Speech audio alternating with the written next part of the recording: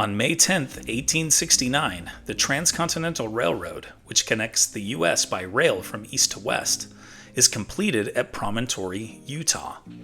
Construction began in 1863, with two companies building from two different directions.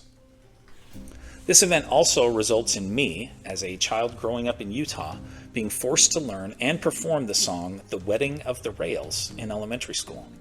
Didn't love that, but I still can't get it out of my head.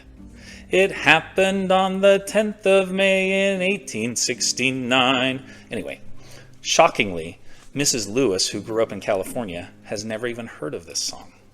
It's a shame. Here are other events that happened today in history. In 1775, early in the American Revolutionary War, Ethan Allen and Benedict Arnold take Fort Ticonderoga. In 1871, the Franco-Prussian War ends with the French ceding Alsace and Lorraine to the Germans. In 1877, during the presidency of Rutherford B. Hayes, the first White House telephone is installed. In 1940, during World War II, Winston Churchill replaces Neville Chamberlain as Britain's Prime Minister. In 1960, U2 singer Paul Hewson, better known by his stage name Bono, is born in Dublin, Ireland. In 1996, 8 climbers die scaling Everest in the worst ever loss of life on the mountain in a single day. In 2022, Fox Sports announces that Tom Brady will become its lead NFL analyst when his playing career ends.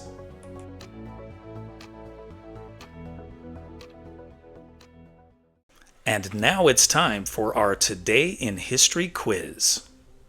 When did U.S. involvement in the Vietnam War become official with the Gulf of Tonkin Resolution?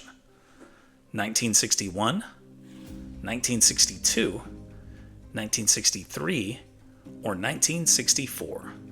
Think you know the answer? Drop your guesses in the comments below.